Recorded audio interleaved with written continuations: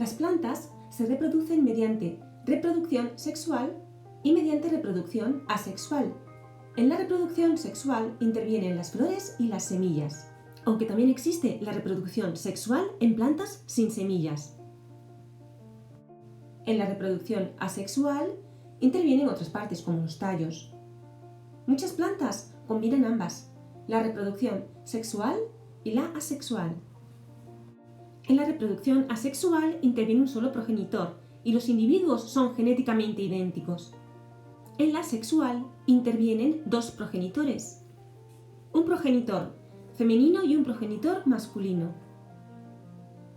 El progenitor femenino da lugar al gameto femenino, el masculino al gameto masculino. Los descendientes presentan características similares a sus progenitores, no son idénticos, son similares. Los gametos de ambos parentales portarán características que tras la fecundación aparecerán en la nueva planta. La reproducción sexual es mucho más ventajosa porque da nuevas variedades que se pueden adaptar mejor al ambiente. La reproducción asexual también se llama reproducción vegetativa y se caracteriza porque da lugar a nuevos individuos a partir del desarrollo de alguna de sus partes, por lo general a partir de las yemas del tallo, a partir de los tallos. Esta reproducción es muy utilizada en el campo de la agricultura y de la jardinería. Y hablaremos de tubérculos como la patata, la remolacha, el boniato, de bulbos como el ajo, la cebolla, rizomas como el lirio y el jengibre, estolones como la fresa y esquejes como la vid o la lavanda. Los tubérculos son tallos subterráneos que almacenan nutrientes. Cada uno puede dar lugar a una nueva planta.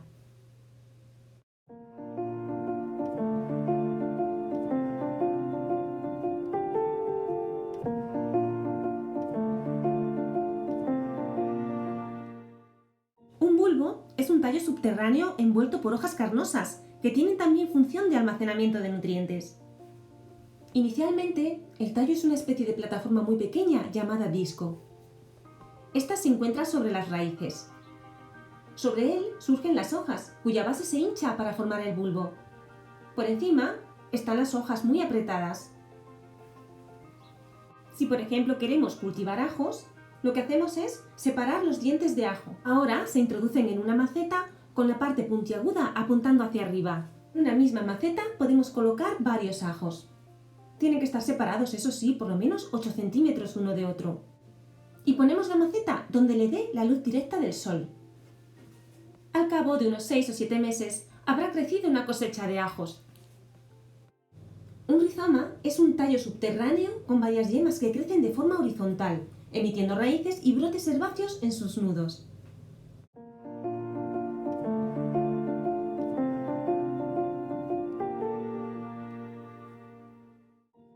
A partir de ellos se van a desarrollar nuevas plantas.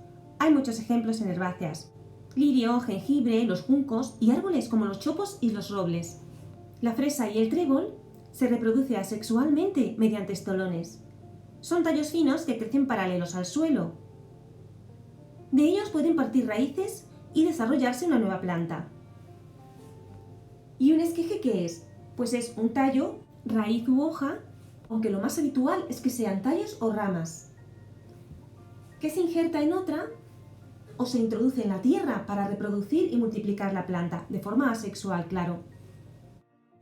Una vez que, por ejemplo, el tallo se ha separado de la planta madre, se coloca en condiciones que favorecen la formación de raíces, gracias a lo cual se podrá desarrollar una nueva planta.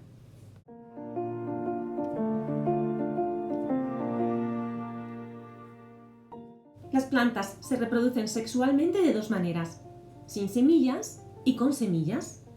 Musgos y hepáticas y helechos presentan una reproducción sexual sin semillas, mientras que las plantas con flor presentan un tipo de reproducción sexual con semillas. En las plantas sin semillas, al unirse el gameto femenino con el masculino, se forman unas estructuras que dan lugar a esporas. Vamos a ver en principio cómo es la reproducción sexual de los musgos y de las hepáticas. Después veremos cómo se reproducen sexualmente los helechos. Los musgos y hepáticas no poseen tejidos propios de las plantas vasculares. Presentan tejidos simples, como el rizoide, el cauloide y los filoides. Estamos hablando del gametofito. Como vemos, sobre el gametofito se forma el esporofito.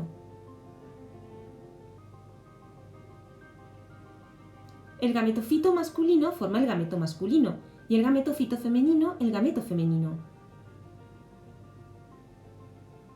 A partir de la unión de ambos se formarán las esporas dentro del esporofito. Tenemos una cápsula en esta estructura, que es el esporangio, que guarda las esporas. Pero vamos a ver todo esto con más detalle. El rizoide es una estructura equivalente a la raíz. Es la parte inferior de estas plantas y realiza la función de fijación al sustrato. El cauloide es la parte semejante al tallo y el filoide es la parte que se asemeja a la hoja. Rizoide, cauloide y filoide forman el gametofito. Producen gametos.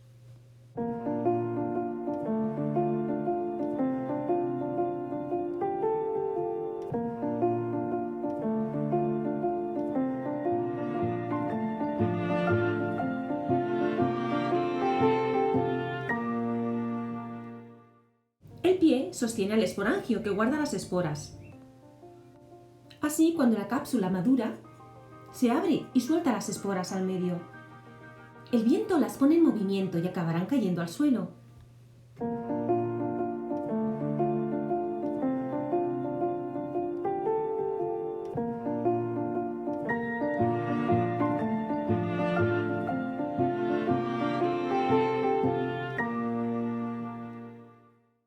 Una vez allí y cuando se dan las condiciones, germinan y dan lugar a un nuevo organismo, a un nuevo gametofito. Vamos a ver ahora la reproducción sexual de los helechos. En estas plantas, las esporas se producen en el interior de unos abultamientos. Estos abultamientos se llaman soros y están situados en lo que serían las hojas de los helechos, los frondes. En una de las dos caras, en el envés. Dentro de los soros se encuentran los esporangios. Son estructuras productoras de esporas. Cuando maduran, los esporangios se abren para permitir la dispersión de las esporas.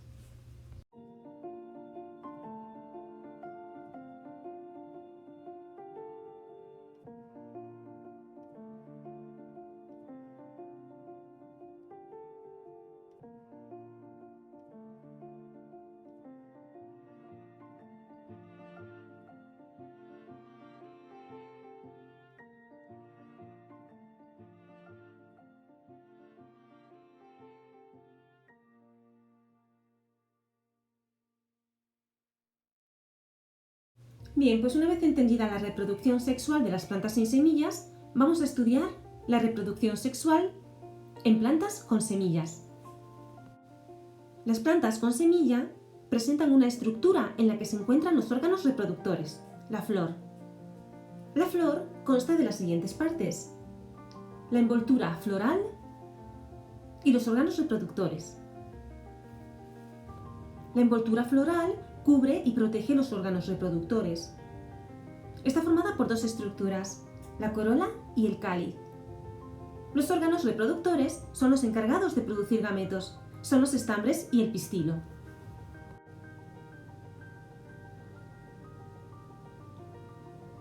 La corola está constituida por un conjunto de pétalos, generalmente de colores vistosos. El cáliz está formado por un conjunto de hojas verdes, llamadas sépalos. Existe un pedúnculo justo debajo, que es la parte que une la flor al tallo. El pistilo es una estructura con forma de botella. Contiene los óvulos o gametos femeninos.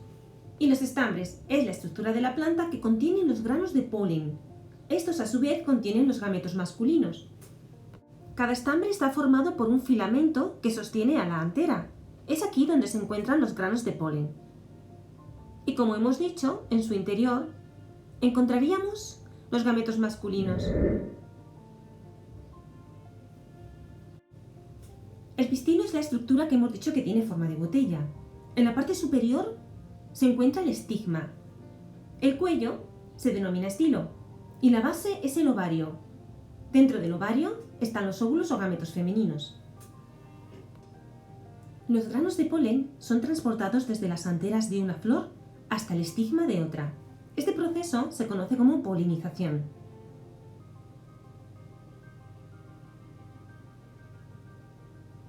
La polinización puede realizarse de dos formas. Por el viento, el polen es dispersado al azar. O por animales. El polen queda pegado en el cuerpo del animal que lo transporta hasta la siguiente flor. Por ejemplo, insectos como la abeja o aves como el colibrí. Ahora, cuando el grano de polen llega al estigma, desarrolla un tubo polínico. Este recorre el interior del pistilo hasta uno de los óvulos. Así el gameto masculino se desplaza por el interior del tubo y al unirse al óvulo se produce la fecundación. El óvulo fecundado se va a transformar en la semilla.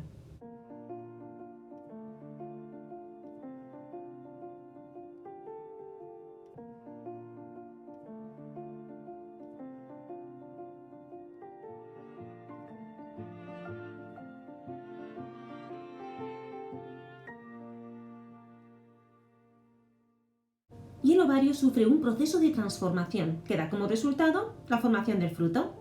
El fruto protege las semillas y colabora en la dispersión.